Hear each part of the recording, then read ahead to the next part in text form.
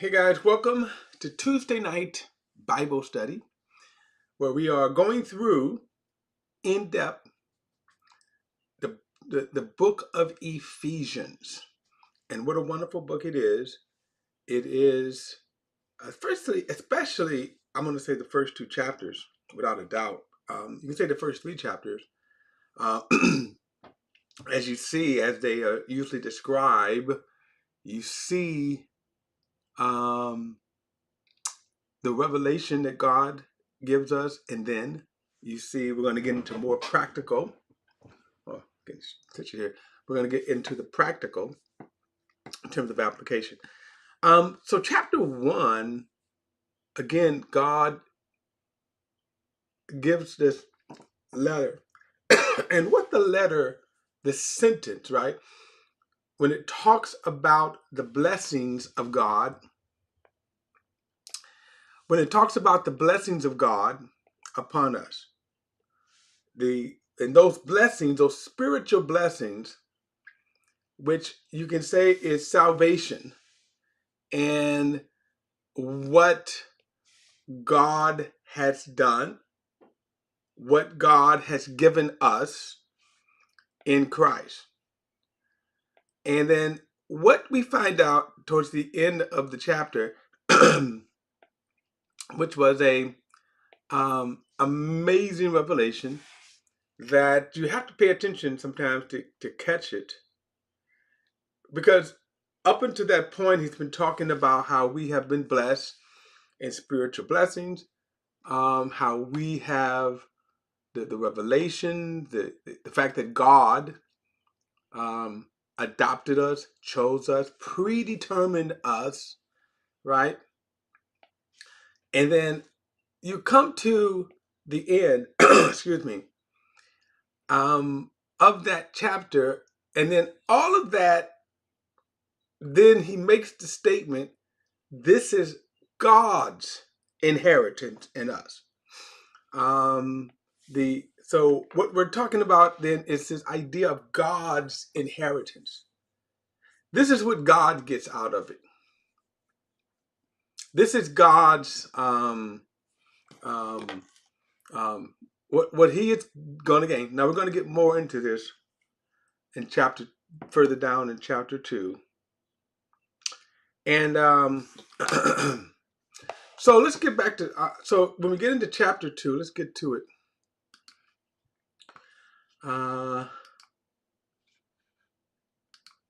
So in chapter 2, we started off, and you were dead in your trespasses and sins.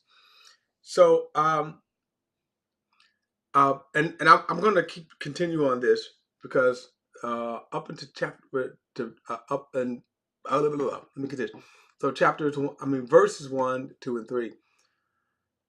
It kind of tells us the spiritual status, why we sin, why we were in sin. When he says that you were dead in your trespasses and sin. So I've been saying that this is something we have to understand about the world in which we live in. Because if you are trying to make good out of dead sinners, you're of all men most miserable, confused, I'm going to say deceived. But we have that, and you see where people will live in a community and never, and the community could be good unto a certain point. In other words, it, put it like this. Let's think about, you grow up in a small town, or you can say you grow up in a small community,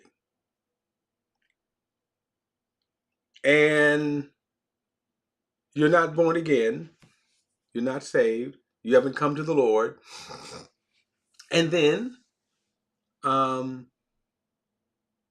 you go out, and when you are exposed to the world, so you grow up homegrown, innocent, and then you go, let's say, to college, or you go to the military or you get a job. And when that happens, you are exposed. You've never been exposed, but now you're exposed. So maybe you're exposed to drinking, you're exposed to lust, you're exposed to a lot of things. Some people may say, well, what happened to him?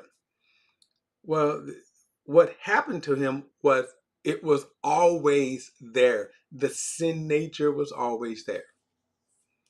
Remember, your starting point in life, in existence, your starting point is you're dead in your sin. Now, some people may say, well, they may find that kind of hard to believe. Well, because, I'm not a serial killer. I haven't committed murder, right? Okay, maybe I haven't even,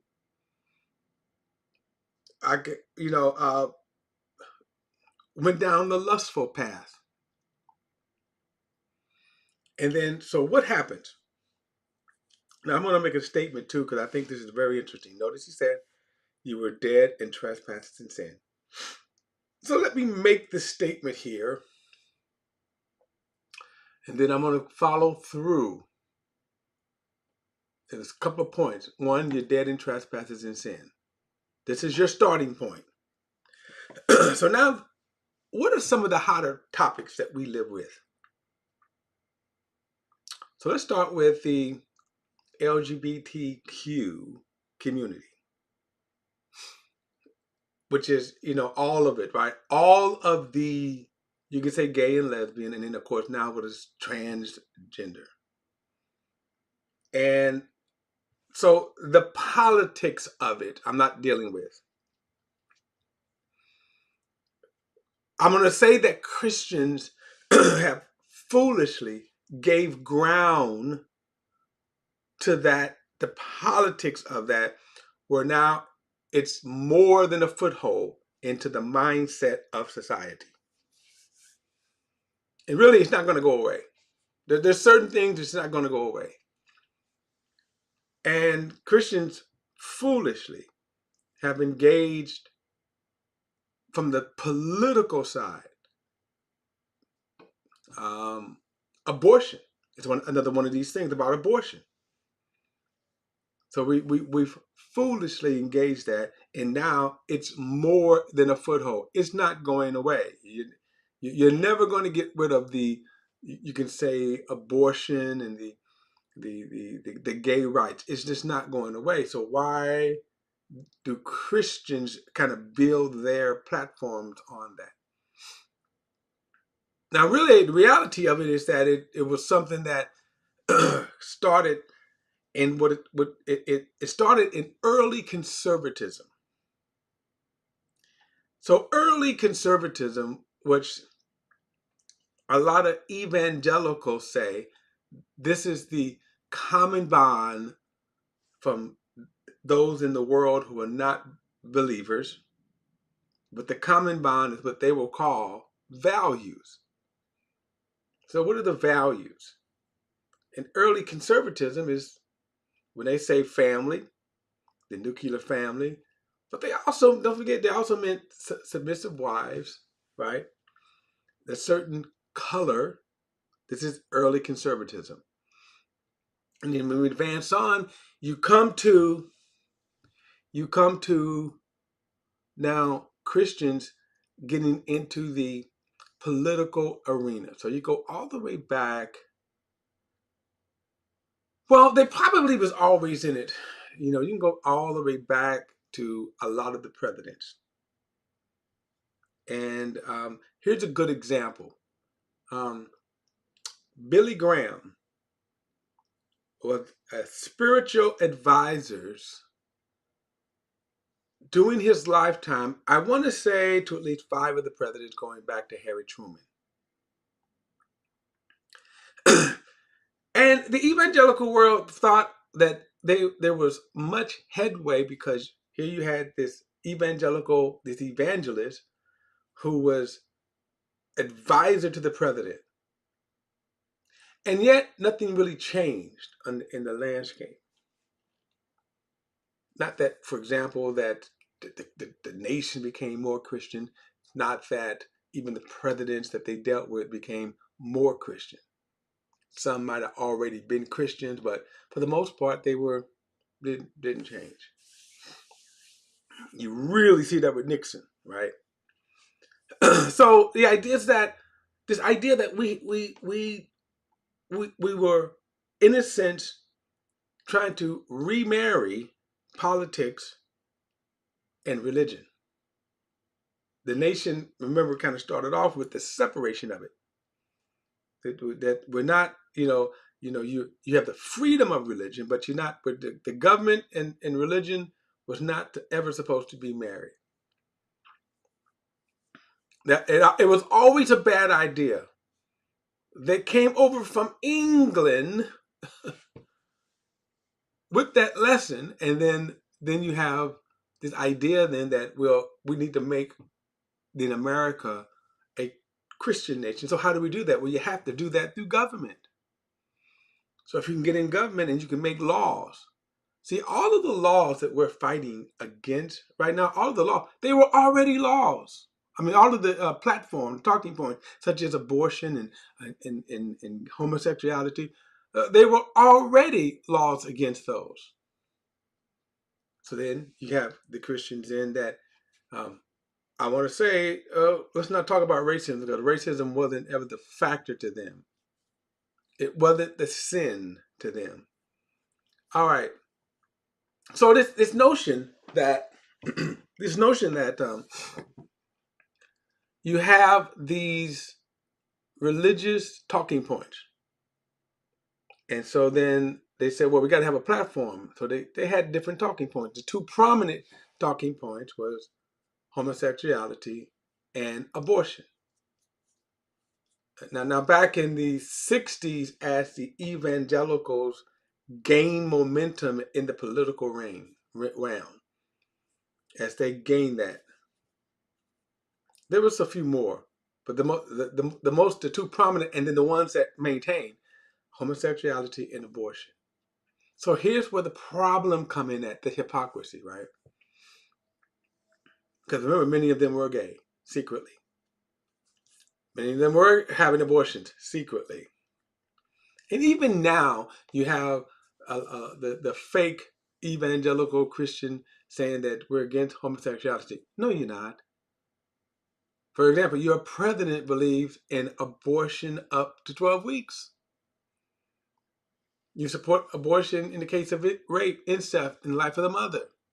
So you really are not against it.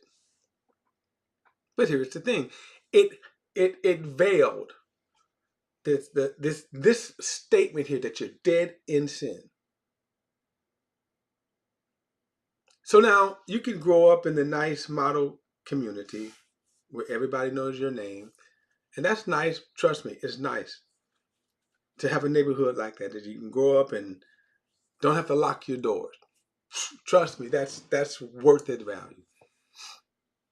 But what happens when then you begin to you get exposed to the world? The sin nature comes out. So now we have these political talking points that has shaped the argument, the debate. So you will have a gay person who will say, I was born this way. Or a trans person, that will say, well, there was a little mix up. So I'm in a male body, but I'm really female. Or I'm in a female body, but I'm really male. And see, remember, this is the part of the world and the hypocrisy of the Christians that they try to attack instead of understanding or recognizing. Let's start with the fact they're dead in sin, that we're all dead in sin. So now watch this. Verse 2, in which ye previously walked according to the ways of this world, according to the ruler who exercise authority over the lower heavens, the Spirit now working in the disobedient. So then you see the spiritual force that's influencing. Now, we got into it last time in Revelation chapter 20, where there's going to come a time when Satan will be bound and he will no longer deceive the nations. But this is what I also want you to see now. Verse 3, we too all previously lived among them in our flesh, our fleshly desires, carrying out the inclinations of our flesh and thoughts, and were by nature children of wrath as the others also. Pay attention to that right there. Carrying out the inclinations of our flesh. So when a person says that I was born gay, that's the inclinations of his flesh and thoughts. So remember, we start off with what? A sin nature. We're dead in sin. That's the sin nature. We're dead in sin.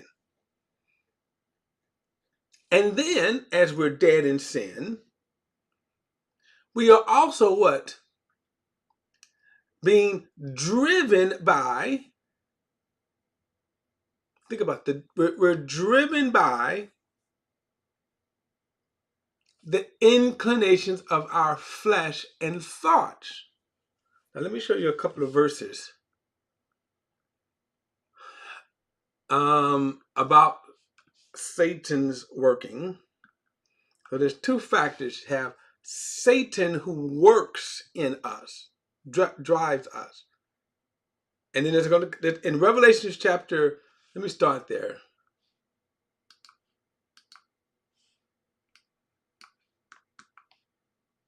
Revelations 20. Because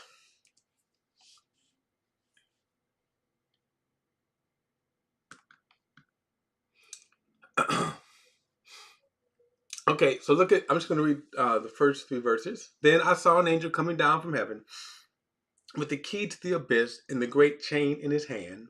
He seized the dragon, that ancient serpent, who is the devil and Satan, and bound him for 1,000 years.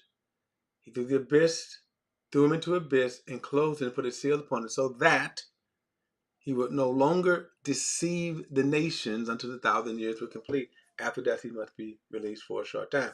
Notice what we read back here, right? In Ephesians, right? That verse 2, in which you previously walked. And remember, this term walk was to order our path.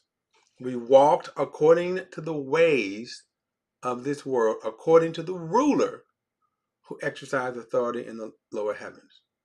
And then he says, the Spirit now working in the disobedient. So how is he doing that? He's deceiving the people. Let me show you another scripture. I'm going to work my way back now since I'm here.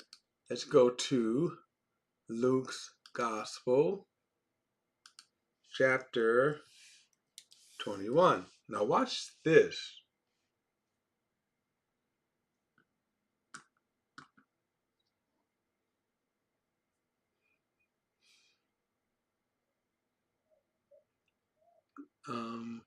I'm in Luke, ain't I? Oh, no, I want 22.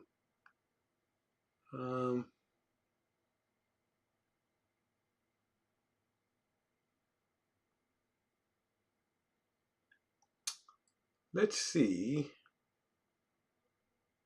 All right. Chapter 22. Look at this here.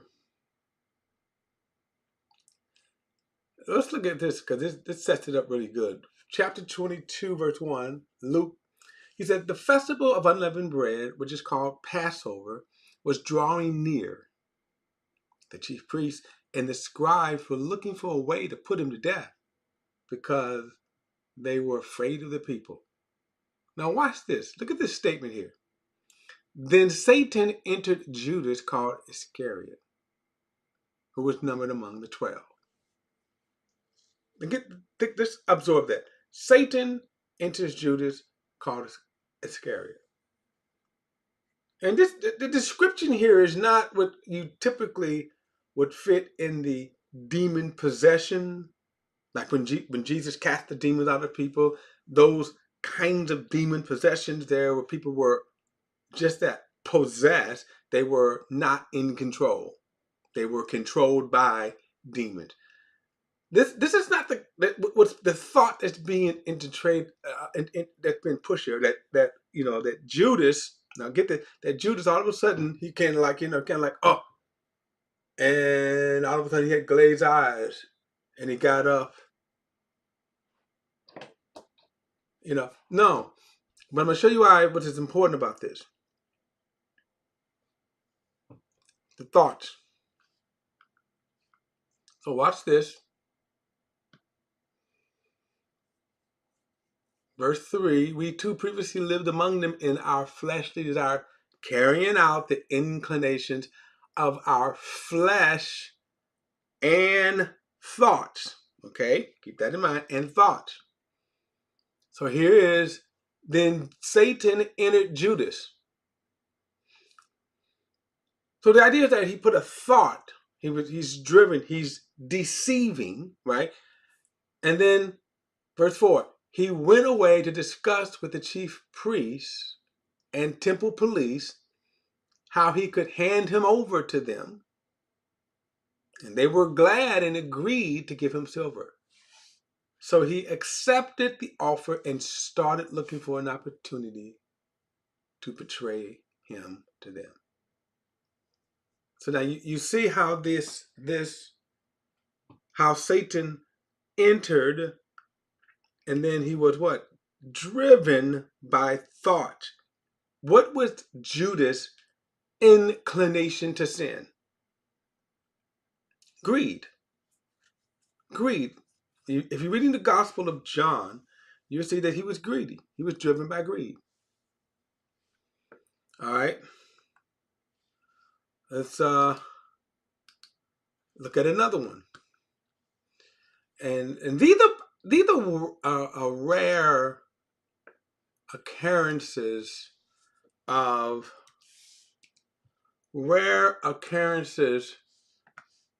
where this is mentioned the way that it is mentioned.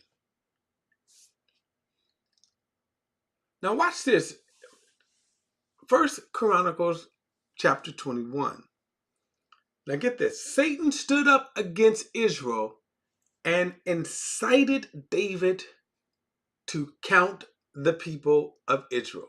So David said to Joab and the commanders of the troops, go and count Israel from Beersheba to Dan, and bring a report to me so I can know the number. Now, notice, Satan stood up against Israel, and then he incited. How did he incite David? With a thought. Hey, count the people. Right? Count the people. Verse 3, Joab replied, may the Lord now, by the way, Joab was his wicked nephew. Of all the people, right? He was one of the most wicked nephews, but he was fiercely loyal to David, but just wicked. In other words, Joab did what he wanted to do, but he was loyal, but he was also wicked. So he replied, may the Lord multiply the number of his people 100 times over.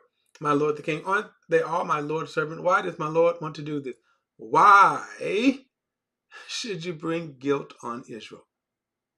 In other words, he wasn't supposed to do that. Command, no, don't do that. So he is now doing what? He is bringing, okay? He's driven by this. But I want you to understand how it starts. Again, David wasn't possessed. He didn't all of a sudden looking, oh. No. Think about this. He was in his right mind. So what was he driven by? A thought. Okay. Let me read one more. Let's go to Genesis chapter 3, where it all began. Which we all know Satan has not changed his method. Okay, so now remember, now here's the interesting thing here. Where in the end of the book, we see that Satan is shut up so he won't deceive the nations. He's called the serpent, right? So Genesis chapter 3, verse 1 says, "Now the serpent was more cunning than all the wild animals that the Lord God had made. He said to the woman, 'Did God really say, you can't eat from the tree of the garden?'" Now, I don't think it's worth a debate over. First and foremost, let's do some housekeeping on this. When we talk about the serpent here, he's called the serpent. And what's interesting that as he's called the serpent, now we don't know if Adam named him that or if this is a commentary note on here. At this point, the serpent is different. And notice there's a few thoughts here, because notice the serpent is the one who's talking, and the serpent, no doubt, is an agent of the devil. Okay, and then he says he was most cunning of all the wild animals. So he was probably elevated more intelligence. Now we see that. I mean, well, we don't see that. I'm sorry, but there are animals that sometimes you can say, like a raccoon, sometimes can be very intelligent. But now, the serpent, and notice he is referred to as a wild animal. So he starts off in a sense as a wild animal. So maybe a person, 4 legs, whatever. And then it's possible that this is actually a conversation, that he could talk, he could speak. And notice it said he was more cunning than the wild animals. He is not referred to as a spiritual being. So this would be one of the names later attached to Satan, the falling star. So he says, the serpent was more cunning of all the wild animals that the Lord God had made. Now he said to the woman, did God really say you can't eat from the garden? And so now what is going on here? Remember, at the end of the time, the book of Revelation, he is put in a confinement so that he will not deceive the nation. So what do we see here? Notice he's deceiving Eve. Verse 2, the woman said to the serpent, we may eat the fruit from the tree in the garden, but about the fruit of the tree in the middle of the garden, God has said you must not eat it or touch it, or you will die. You will not die. No, the serpent said to the woman. In fact, God knows that when you eat it, your eyes will be open and you will be like God, knowing good and evil. Stop. Here's the deception. They were like God. They had control of the whole planet. God gave them control over the whole planet. This is one of the most wildest stories that always keeps me baffled. See, I can I could say to Adam, I was born in sin. Okay, but you, why this? You two, why this? Why are you falling for this? When you literally had control of the order. Y'all literally could have took vacations all over the world. Right? You was enjoying life in the most beautiful spot on the world. Other than you don't need a vacation because your home, the Garden of Eden, was the ultimate vacation spot. But you could have just explored, the earth. Perfect climate. Life was good. So you were like God. But here's where they were not like God. So here's where the half-true come in at. Knowing good and evil. So this word knowing means that they did not experience. See, they had the knowledge. Like, for example, let's say if you didn't know anything, right? I think we all know, but say you know anything and you see a fire. In fact, there's a commercial out right now. Uh, uh, well, actually, I think it's a video. There's a video, one of these short videos, where you see this. Anyway, whether it's a commercial or a video, anyway. So you see this like 3-4-year-old boy, and the father's sitting back watching him, and the little boy is sitting by an outlet, and he has something in his hand that he could jab into there, and the little boy is kind of looking around, and he's getting ready, and then the mother's like, "No, you don't know. He's going to learn." And next thing you know, it kind of fades to black with the little boy getting zapped, right? Now you can say, don't play with the outlet because you're going to get zapped. Now that's knowledge. You already have the knowledge, right? You tell your children, don't play with the outlet because you can get zapped. So he has the knowledge, but he doesn't have the experiential knowledge.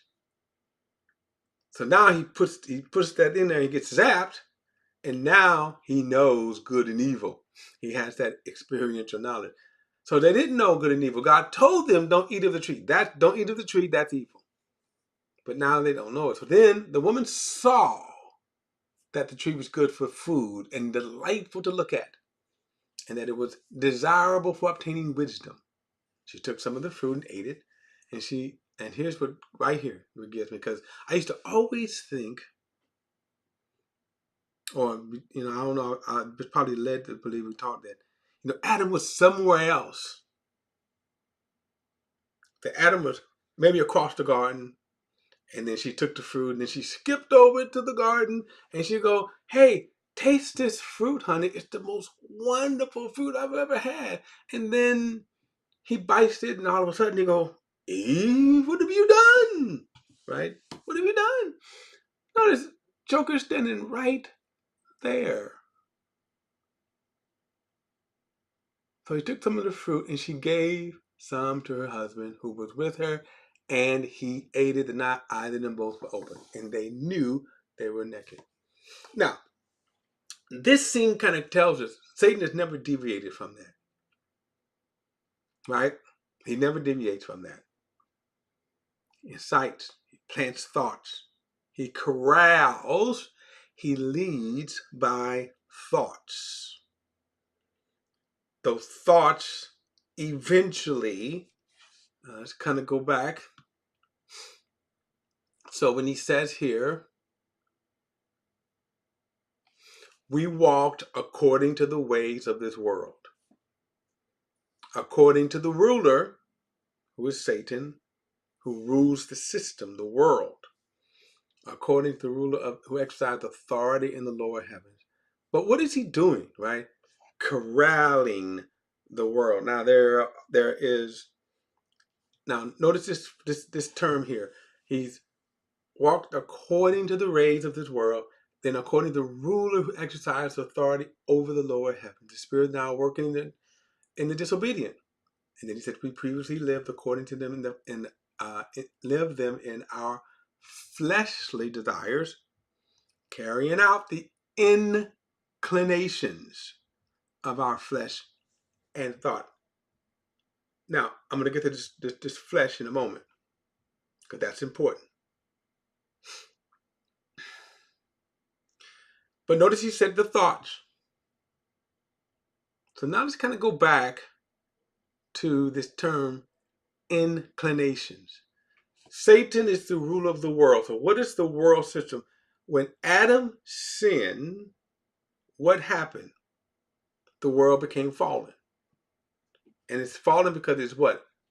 Ruled, driven by Satan. How does Satan rule? Through corralling the thoughts. But stop for a moment. What does that mean, thoughts? Why is that important right there? So then he says, we lived among them, carrying out the inclinations of our flesh. And here's where it's more important, because how do our thoughts get contaminated? Now, this is important right here. Let me come out of this for a minute, because I want to show you something that I kind of use. Let's do where you at here. I want to look at, here we go. This illustration here tells us about man. Man is 3 parts. He's a spirit, has a soul, and he lives in the body. He's a spirit, has a soul, and both soul and spirit live in the body. The soul and the spirit is called our inner self, our inner man. And then our body is our outer man. So when you look at the completely shaded person, then you see that that is the complete man, or the complete human. Okay. Now, to kind of break this down, man, as I said, is the spirit. So we say the inner man. When I'm going to come back to this in a moment, because I want to illustrate it. I want to show you this. Okay. I want to show you this. Let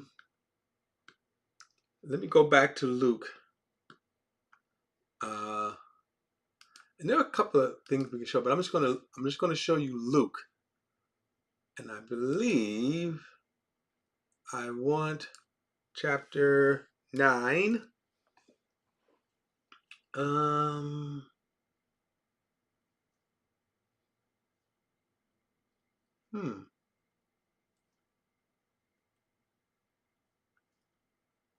Okay. Anyway.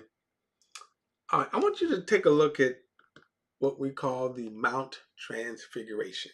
I want you to see that, and then I'm going to go back to, I'm going to come out of this again. So about 8 days after these words, he took along Peter, John, and James, and went up to the mountain to pray. As he was praying, the appearance of his face changed, and his clothes became dazzling white. In other words, in the King James, it's called transfigured. He wasn't transformed, but transfigured. What was inside of him came out. All right, verse 29, yes.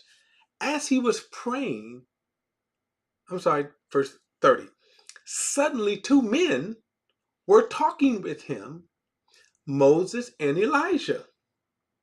They appeared in glory and were speaking of his death, which he was about to accomplish in Jerusalem.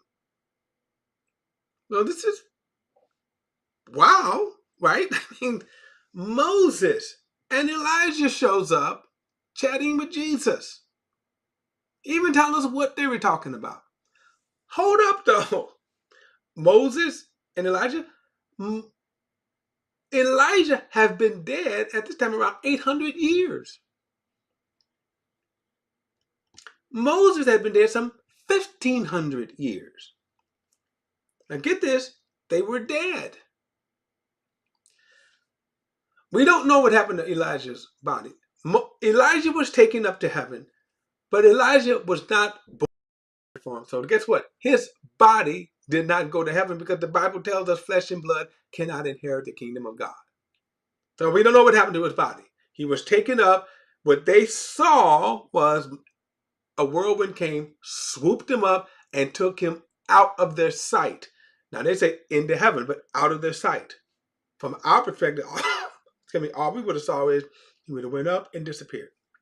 So we don't know what his body. We know his body didn't go to heaven, and we know his body was resurrected or transformed because Jesus had not died yet. So we know that much. Moses went up to the mountain, and then Michael, the archangel, buries him. He dies and buries him. So both men are dead. Their bodies, they're dead. And yet here they are, centuries after their death. Now they're talking to Jesus. So here's my point I want to focus on here. What are we looking at? What are we seeing? They're dead. So that's the inner man, the spirit. That's what we're seeing. We're seeing both. So the real you is a spirit. That's it. The real you is a spirit. Let me do one more, since I'm here in Luke. Okay, here we go.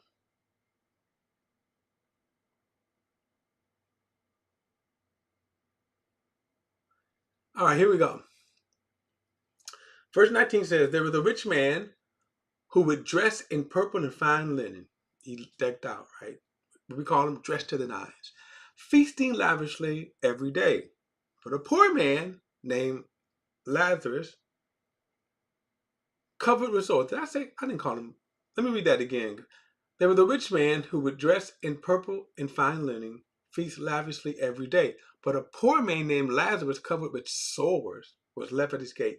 He longed to be fed with what fell from the rich man's table, but instead the dogs would come and lick his sores.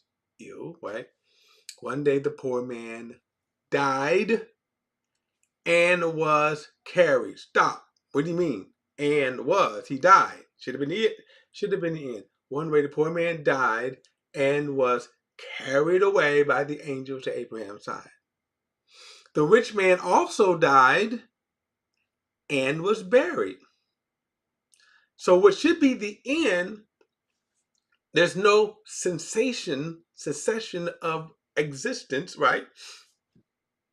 The rich man also died and was buried.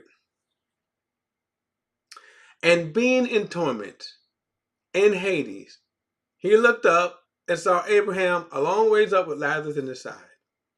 Now, I want you to see right here, take away from here is, you see two men, both died, but now we still see them continuing on. What are we looking at here? The inner man, their spirits, okay? Their spirits. Now, I want to go back, come out of this now, because I want to go back. And now, when we talk about your spirit, your inner man. So let's go back to Genesis. Adam is alive, his spirit. So your inner, the complete human being. What are we? So you have the spirit. That's the real you. And as we saw, you know, your body is just, we call it the shell that we're clothed in. We're going to get to that in a moment. But your body is the shell.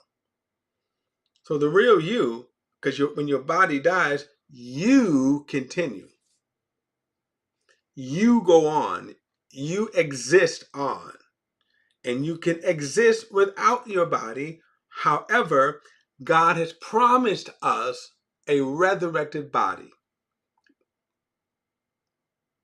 Now, but your spirit is where you would contact through your spirit the realm of God. Okay? So what happened? Remember, let me get my little flower thing here. And remember when Adam died, okay? This thing is shrinking here, but when Adam died, imagine this planet is God. So we are connected to God through our spirit, okay? We are connected to God through our spirit. when Adam sinned, remember, he was alienated from God. He was alienated. This is spiritual death. He was separated, alienated from God, and then he began to exist apart from God, but exist. So here's the man, spirit, soul, and body, alienated from God. All right. All right. Alienated from God. Put that there. So now your spirit now is cut off. We're dead, alienated from God. So from the spirit perspective, we no longer are aware of God. We are separated from God, his life, his light, his love. That is why, by the way, now when God wants to communicate with man, he has to do it through revelation. Okay? He doesn't commune with man through his spirit because his spirit is dead. Now your soul is the immaterial part. That's why that little, the soul is the immaterial part. It is real, but the immaterial. Your spirit is of a spiritual substance. Now, how do I know that? Remember, what were we looking at when Elijah and Moses showed up to talk with Jesus? There's another story I didn't get into where King Saul was brought back up. Well, he's dead. King Saul's body was in the ground, rotting. He comes back up. Why did you disturb me? Right? What are we looking at? His spirit. So we're looking at his spirit. So now his mind, that's his soul, which has his mind, his emotions, and his desires. Remember we talked about those inclinations, those desires, and then also the will. Okay. All right. So your body, and this is important here now. Your body, and actually, which is, right, it's a living being, substance, right? You're a living being. And so through your sight, hearing, your senses, your 5 physical senses, sight, hearing, taste, touch, smell, you contact the physical world around you, the physical world. And here's where it's important because when we kind of go back to this,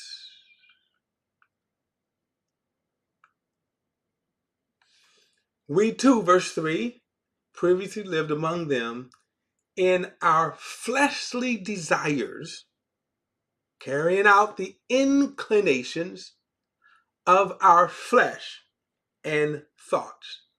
Carrying out the inclinations of our flesh and thoughts. Okay, so now let's go back and explain this. So, your spirit, until you're born again, your spirit is cut off, alienated, dead to God. So what happens now? Adam used to have information that would come from his spirit. He was in tune, in touch with God. He would also get information that would come through his body, his senses. Remember, Eve saw how good the fruit was. She was able to look and muse in that. We can go a step further. It tasted good. Other fruit tasted good. So now they're contacting the world, the physical world around them through their senses, sight, hearing, taste, touch, and smell. And now it's this information is being programmed, sent, fed to their soulish area, their soul, their minds, and what's being formed through the mind, through the experience, through the taste, touch, taste, hearing, sight, right, smell.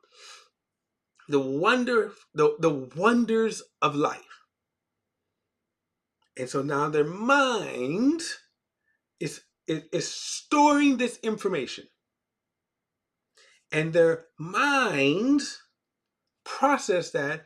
Adam used to process it through his spirit, which kept everything balanced and in check.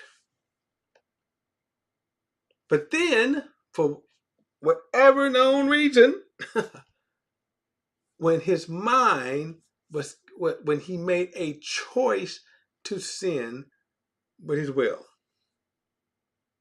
And so he's cut off. So now, guess what? He's dead to sin. And now the only information, right?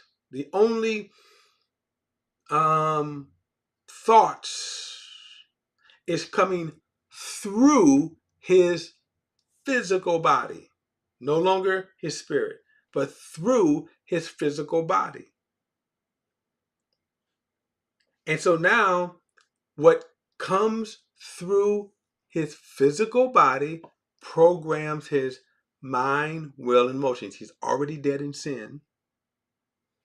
And what comes through there now frames the emotions, the desires, and then what? Programs the mind and controls our will. So we willfully sin because now we're living by the inclinations of our flesh.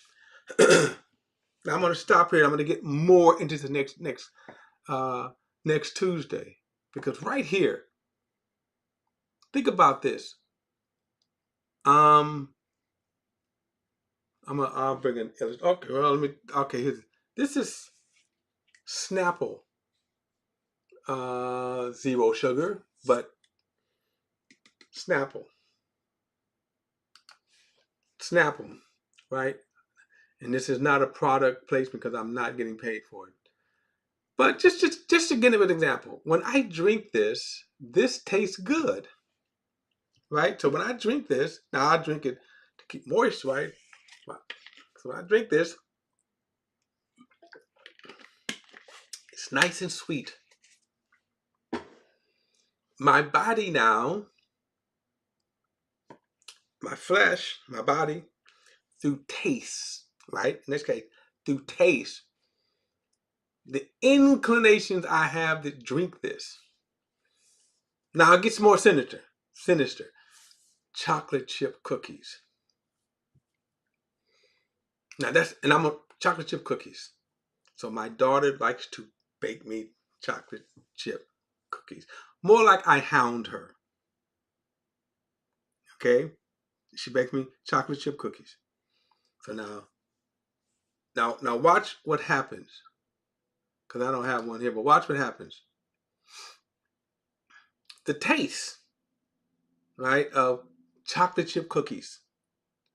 Now my soul, through my mind, because I know how good those cookies taste, now those cookies now is working my mind, my desires, and then my emotions, because I love those cookies. And so when I see them, when she brings them over, it's hard for me not to eat 4 or 5 or the whole batch. Okay?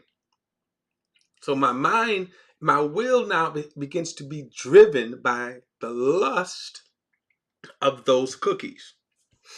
How did it happen? Through my flesh. Now, of course, I'm being light here because we're going to get more serious, right? The inclination. Now, not everybody likes chocolate chip cookies. It's not their inclination. It's mine. Now, suppose my daughter wanted to try to seduce me like this. I mean, what I mean by this? Oh, Dad, buy me a new car. Here's some cookies, right? Right? Here's some cookies. Excuse me. Right? How would it work? Bring the cookies over. She popped the little can. So now I'm seeing it. I hear her say, cookies, your favorite chocolate chip cookies that I buy, right? Here, touch one, right? Smell it. And then when I taste it, right? I suppose I said, I shouldn't be doing it. I shouldn't eat the cookies now. I shouldn't eat the cookies. So how did that process work to get me to eat the cookies? Sight, I see them. I heard her say, I have cookies. Cookies. Maybe I smell them. I pick them up, touch them. And when I taste them, what happens? My emotions are stirred. My desires for these cookies is stirred because my mind is saying, these cookies taste good. So now my will is overcome and I chomp down on the cookies. And even if the cookies is bad for me, blood sugar up and all cholesterol up or whatever, right? Why do I still do it knowing that they can do that? I'm I'm succumb to the inclination of my thoughts, my desires, okay, of my flesh. Now I'm going to come back and get into that flesh because why? Because my flesh then only wants those cookies. It doesn't care. It drives me, and I'll come back to that next week. Why we sin. You can kind of begin to see why we sin. It drives me. I want those cookies. Ooh. See, I should call her up right now, right? Bake me some cookies, right? My flesh, right now, the inclination of my flesh, it's driving me, and I'm serious, by the way, it is. It's driving me to hound my daughter to make me some cookies. Now, obviously, we can get into more deeper things, because I'm going to come back to, again, when then a person says, I'm born gay. Now, I'm going to say this. I agree, but not what you think. But I'll get into that next week because it's not that you're born gay. The inclinations of your flesh and thought. And we'll get into that next week. All right, guys, don't forget to like and share this video and subscribe to BP the Bible Perspective. And as always, if you have a thought or comment, add it to the comment section below. All comments are welcome. And I'll see you next Tuesday.